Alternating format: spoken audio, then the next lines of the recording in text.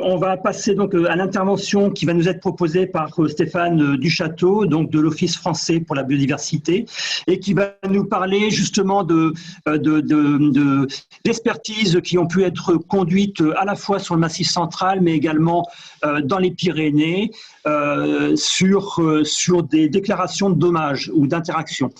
Il va nous faire également la présentation de Mathis Petit, également de l'Office français pour la biodiversité, mais qui ne pourra pas être des nôtres puisqu'il attend un heureux événement. Je vais te laisser la main, Stéphane. Merci. Bonsoir tout le monde, j'espère qu'on me voit et qu'on m'entend. Je bosse effectivement à l'Office français pour la biodiversité et je suis animateur du plan national d'action vautours fauves et activités d'élevage sur le massif des Pyrénées. Cette présentation porte à la fois sur les Pyrénées et le Massif central et ça va être le bilan un petit peu pour l'année 2020 des signalements d'interactions négatives entre le vautour fauve et le bétail, ce sujet a déjà été précédemment évoqué. Ce recueil des signalements, il est effectué à la fois par l'Office français de la biodiversité et par les agents des parcs nationaux, donc en l'occurrence c'est le parc national des Cévennes et celui des Pyrénées. Avec pour objectif d'assurer une veille territoriale, c'est-à-dire de recueillir ces témoignages pour avoir un peu le bruit de fond sur cette problématique. D'être aussi au contact direct des éleveurs par le biais du recueil de témoignages et pouvoir éventuellement leur communiquer à cette occasion-là les informations et les outils de prévention dont on dispose et sur lesquels je reviendrai un peu plus tard. En fait, il y a deux possibilités pour ce qui est du recueil de ces signalements d'interaction entre les vautours et le bétail. Soit ça se fait simplement par téléphone, sans déplacement d'un agent. C'est malheureusement la majorité des cas, des situations pour le moment. Soit par manque de temps dans les services, soit parce qu'il nous est indiqué d'emblée que les vautours ont consommé la totalité de l'animal et donc il y a très peu de choses qu'on peut aller constater sur le terrain. Donc, soit par téléphone, soit avec déplacement d'un agent de l'une ou l'autre des structures, donc Parc national ou OFB. L'agent qui, dans ce cas-là, effectue un relevé d'éléments techniques sur le terrain et donc qui remplit un formulaire avec des champs qui permet de renseigner un peu tout ce que va observer l'agent sur place. Voilà, donc la situation en 2020 dans le Massif central, qui est plutôt effectivement du domaine de Mathis, mais que je vais présenter, mais avec moins de connaissances du sujet. Donc en 2020, il y a eu 56 signalements de la part d'éleveurs concernant des interventions négatives, donc a priori, d'après eux, ante-mortem sur du bétail. Parmi ces 56 signalements, donc 49 concernaient des bovins. Et il se situait sur 7 départements. Donc la cartographie montre l'ensemble des signalements sur les départements du Massif central, avec deux principaux secteurs de concentration des signalements. Le premier sur le plateau de l'Aubrac, dans le nord de l'Aveyron, et le deuxième sur les secteurs du Lévézou et des Grands Cosses, toujours en Aveyron. Donc, au niveau du nombre de signalements par département que vous avez dans le tableau en bas de page, on voit également que l'Aveyron concentre à lui seul 26 des 56 signalements et secondairement le Cantal avec 11 signalements. En particulier, ce qu'on peut dire pour le Cantal, c'est que c'est un secteur qui jusqu'ici n'était pas trop concerné par ce genre de signalement.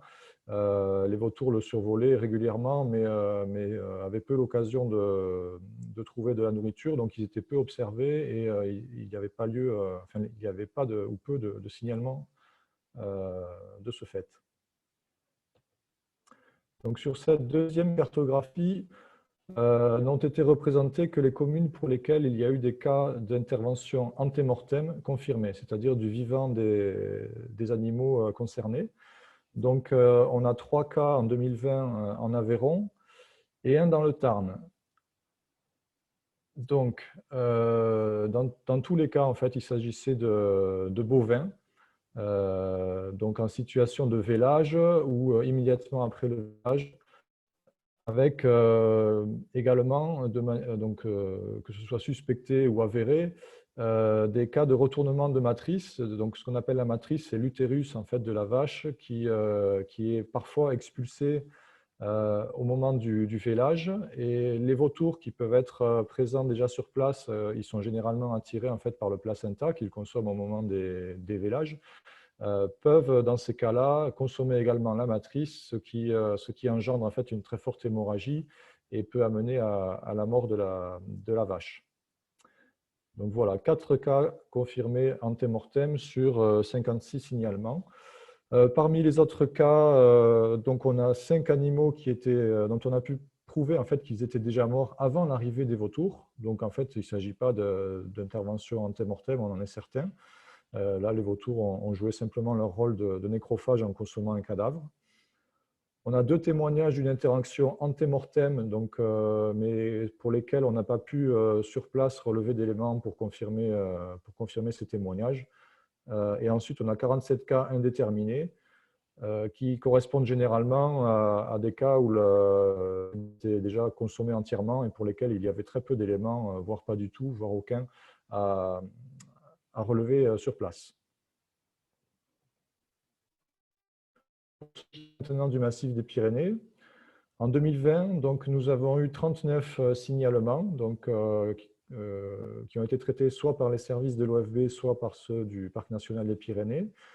5 départements ont été concernés, en incluant le département du Gers ici, qui a fait l'objet d'un signalement, comme l'année précédente, avec une majorité des cas dans les Pyrénées-Atlantiques, donc le département le plus à l'ouest de la chaîne, qui héberge aussi l'essentiel de la population des vautours et qui chaque année en fait, fait l'objet du plus grand nombre de tels signalements. Voilà, donc 27 cas signalés dans les Pyrénées-Atlantiques, 7 dans les Hautes-Pyrénées et puis quelques-uns dans certains des autres départements pyrénéens.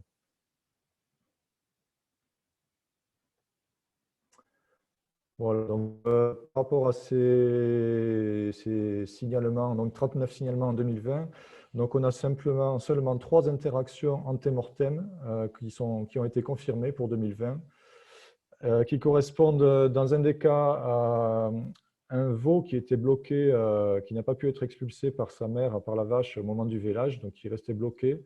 Et donc, ce qui a entraîné la mort du veau et de la mère, avec présence des vautours concomitante à la mort des 2 bêtes. Et donc, intervention ante-mortem avérée sur ce cas.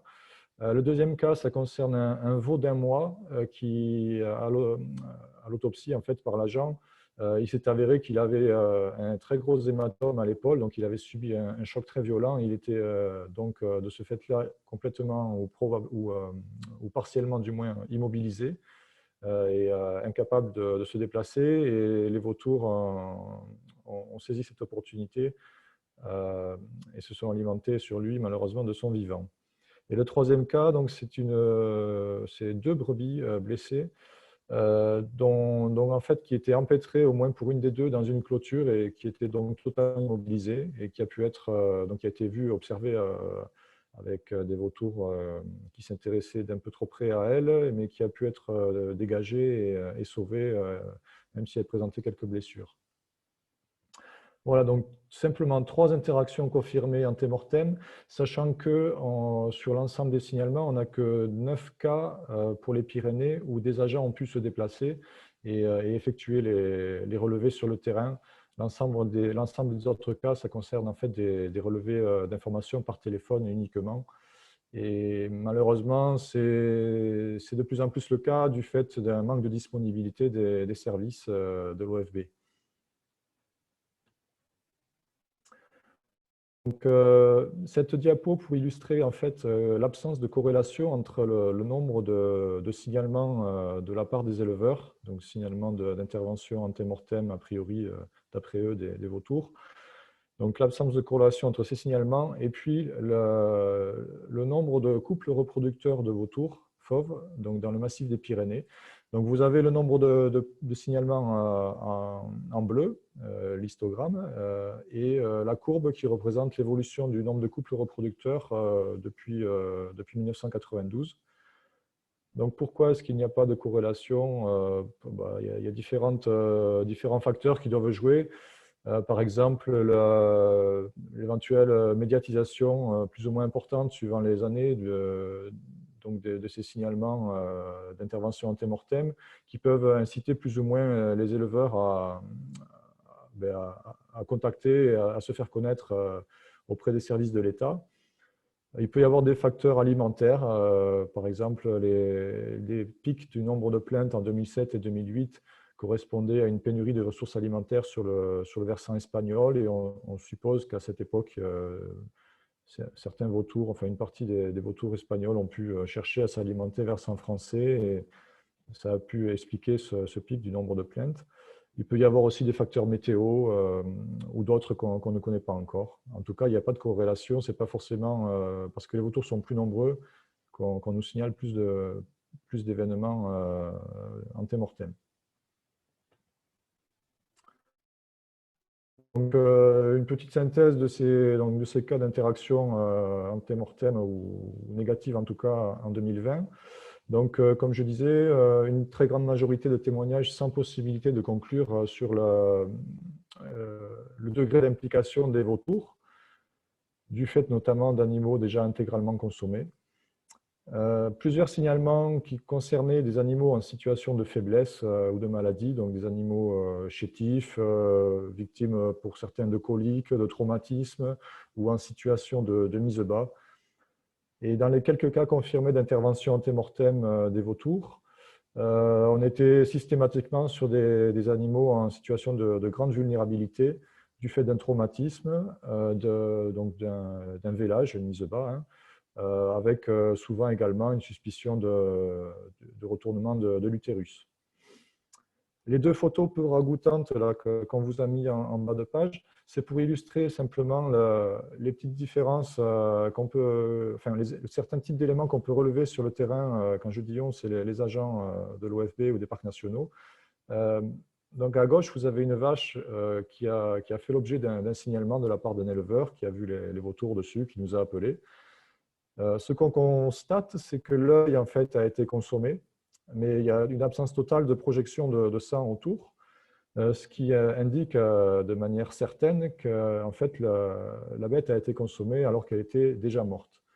Sachant que les yeux, ça fait partie des zones, des organes qui sont en priorité, en premier lieu, consommés par les vautours dès leur arrivée sur un animal, puisque c'est les parties molles en fait, qui sont recherchées en priorité, car elles sont les plus faciles à ingérer dans un premier temps. Voilà, donc à gauche, on est certain que c'est du post-mortem. À droite, au contraire, on voit qu'il y a des grosses projections de sang autour de l'œil qui a été là aussi consommée. Donc c'est une photo qui a été prise dans le Tarn. Et donc là, par contre, pour nous, c'est une preuve aussi d'une consommation antémortem, enfin, d'une intervention antémortem de la part des vautours, puisqu'avec les battements du cœur, la circulation du sang dans les veines, la moindre blessure, notamment au niveau des yeux, engendre une hémorragie, voire même des projections de sang comme dans ce cas. Voilà, donc c'est aussi pour vous expliquer que même en l'absence d'une expertise vétérinaire approfondie, on peut, dans quelques cas, avant tout là où il reste des choses à examiner, on peut dans quelques cas, par un simple relevé de terrain de la part des agents de l'OFB ou des parcs nationaux, avancer un petit peu dans la compréhension et déterminer si les vautours sont intervenus du vivant ou de l'animal ou pas. Mais ça reste une minorité de cas.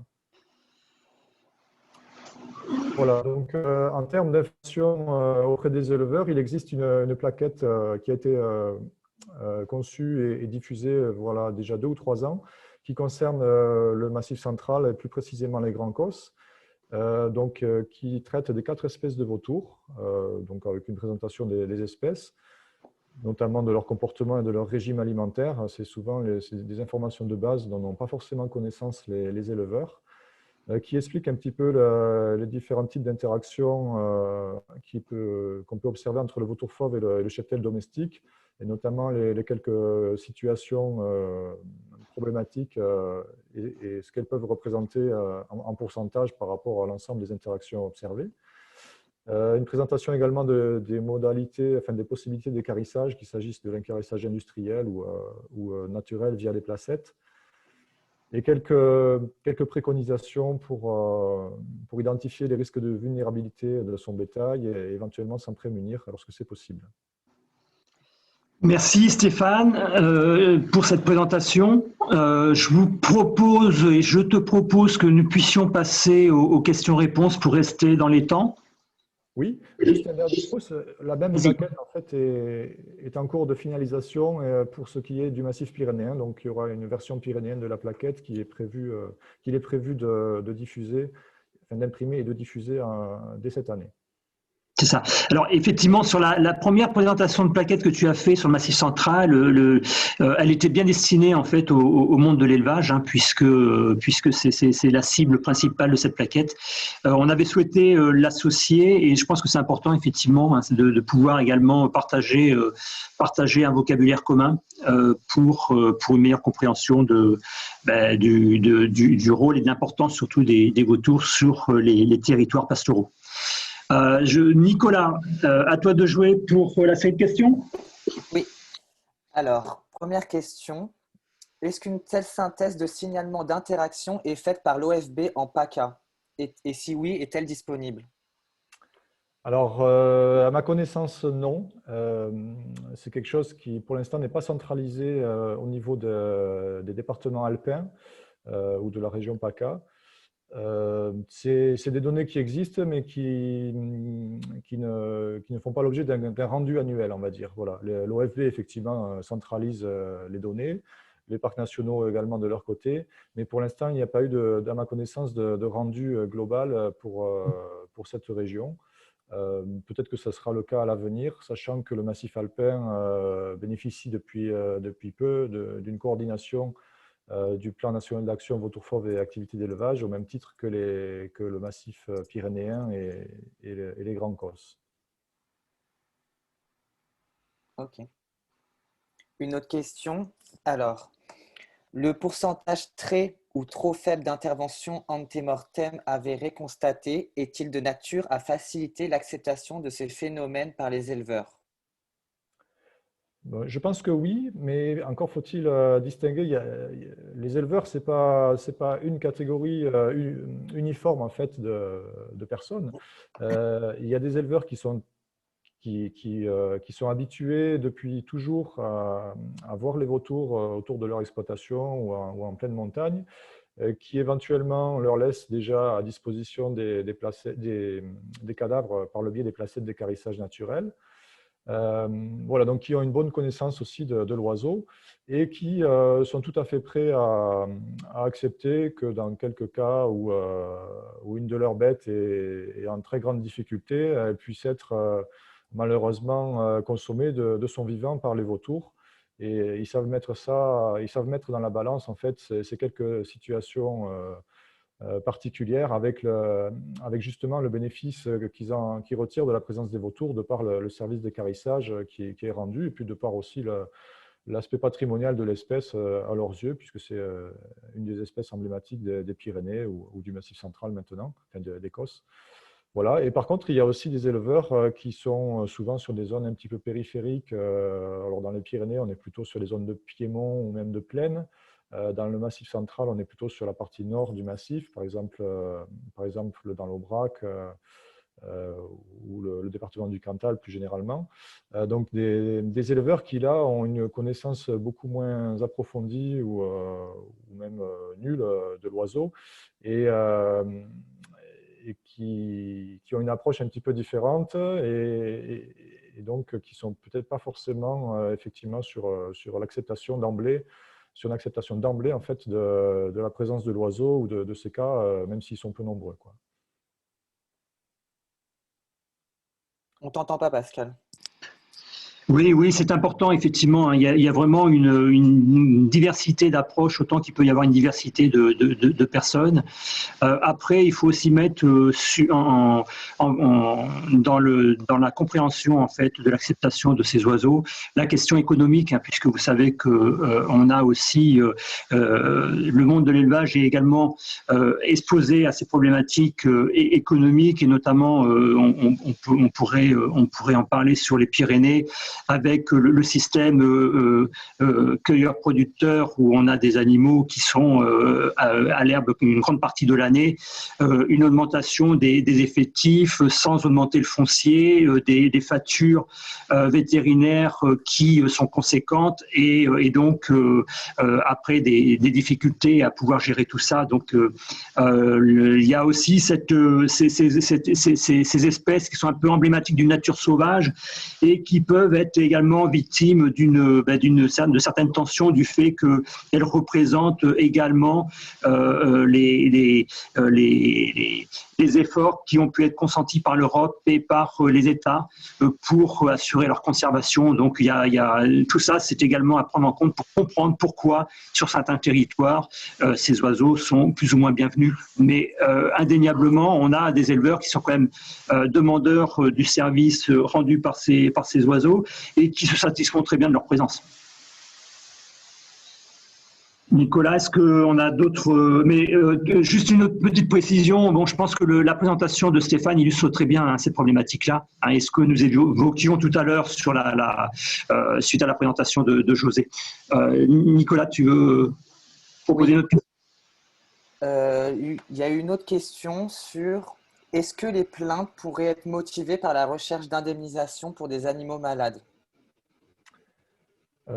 Ça peut être le cas, mais dans la mesure où il n'y a pas d'indemnisation de prévue, et pour l'instant, l'État n'a jamais indiqué en fait qu'il y en aurait. Donc, dans la mesure où il n'y a pas d'indemnisation de prévue, la majorité maintenant des éleveurs sont informés de cette absence d'indemnisation, et malgré tout, on a des signalements. Et dans les signalements qu'on reçoit, il n'y a pas que des choses farfelues, il y a effectivement quelques cas au moins avérés de signalement antemortem. Donc je ne pense pas que ce soit le facteur déclenchant principal du nombre de plaintes. Hein. Voilà, on est un petit peu maintenant, au moins pour ce qui est des Pyrénées, mais aussi pour le Massif central, je pense, sur une certaine routine. Les éleveurs savent qu'il peut y avoir ces situations problématiques. Ils savent aussi que les services de l'État ont mis en place un dispositif de recueil de ces signalements. Et donc, au moins certains jouent le jeu de diffuser cette information, de nous la communiquer, puisque pour nous, c'est une information et ça nous permet d'avoir un peu un regard d'ensemble sur le sujet. Donc, c'est important aussi pour nous d'avoir l'information. Donc, je ne pense pas que ce soit ça peut être le cas, hein, ça l'est parfois, mais pour des gens qui ne sont pas informés de l'absence d'indemnisation, mais je ne pense pas que ce soit ça le moteur de ces signalements, quoi.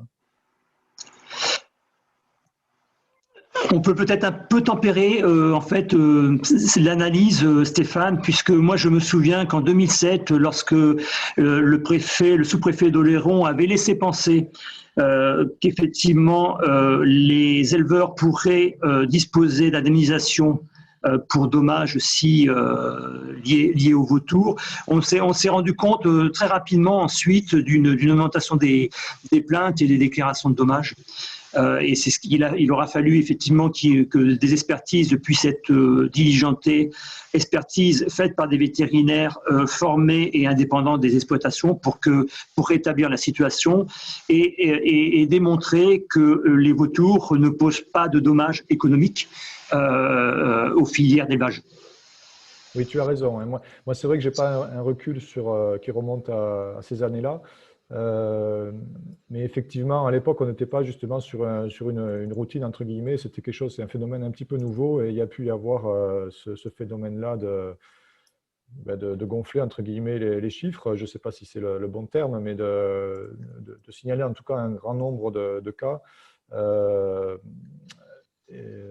Mais c'est quelque chose qui a disparu les années suivantes à partir du moment où il y a eu confirmation qu'il n'y avait pas de dispositif d'indemnisation.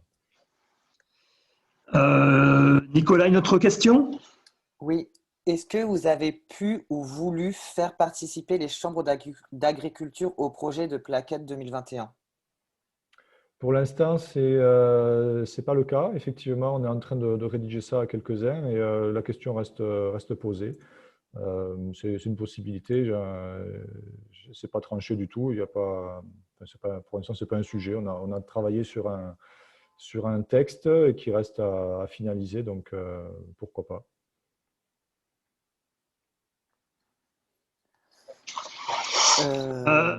On a une question qui me semble intéressante également, Nicolas. Quelle est la fréquence de mort subite du bétail? C'est celle que j'allais poser. Voilà. Alors là, je vais être bien en peine pour vous répondre. C'est une information que je n'ai pas. Je n'ai pas de connaissances assez approfondies. Alors peut-être quelques éléments, mais c'est pareil, hein, il faut, on pourra compléter ces informations-là. Alors tout dépend de sur quel cheptel de quel cheptel on parle. Alors il existe une base de données hein, qui avait été mise en œuvre suite aux épisodes de EST, hein, d'encéphalie spongiforme transmissible.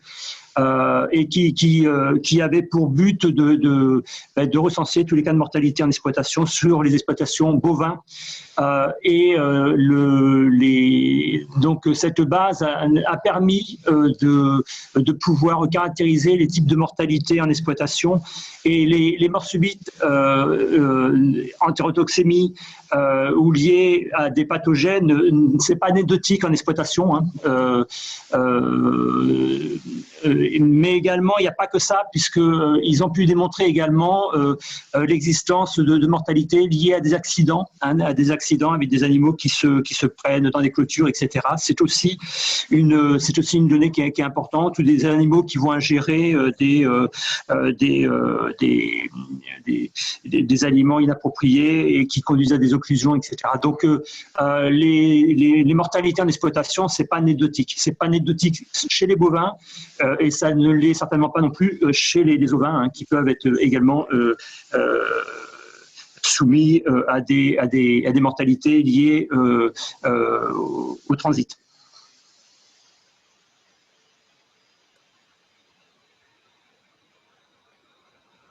Alors peut-être deux. Alors oui, une autre question, voilà.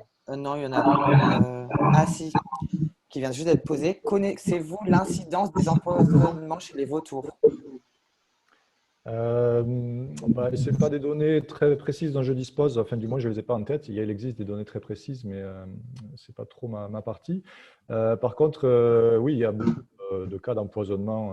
Alors pour ce qui est des Pyrénées, comme enfin dans tous les massifs où le vautour est présent, alors que ce soit des empoisonnements, comment dire, létaux, ou simplement la présence observée dans le cadre d'analyses qui sont faites dans d'autres circonstances qu'une mortalité, la présence de substances toxiques dans l'organisme de l'animal, donc qui sont dues à une contamination un peu généralisée du milieu. Mais oui, il y a des cas d'empoisonnement et qui peuvent être ponctuellement faire suite à des épisodes en fait de médiatisés, d'interventions supposées sur du bétail vivant. Ça a été le cas par exemple de mémoire en Ariège il y a quelques années. Mais bon, en tout cas du moins pour les Pyrénées, c'est quelque chose qui reste marginal. On ne peut pas dire qu'il y a des empoisonnements volontaires généralisés des vautours de la part de personnes mal intentionnées, du fait justement d'une mauvaise perception que ces personnes auraient des vautours à cause de ce sujet des interventions sur du bétail vivant. Alors, peut-être également un élément d'information. Vous savez qu'en France, on a une surveillance des cas de mortalité pour les espèces, notamment de rapaces, qui disposent de plans nationaux d'action. C'est une surveillance qui est diligentée depuis quasiment les premiers programmes de réintroduction, hein, depuis les années 80. et qui s'est consolidé au fil des années pour aujourd'hui présenter un maillage territorial qui est relativement conséquent.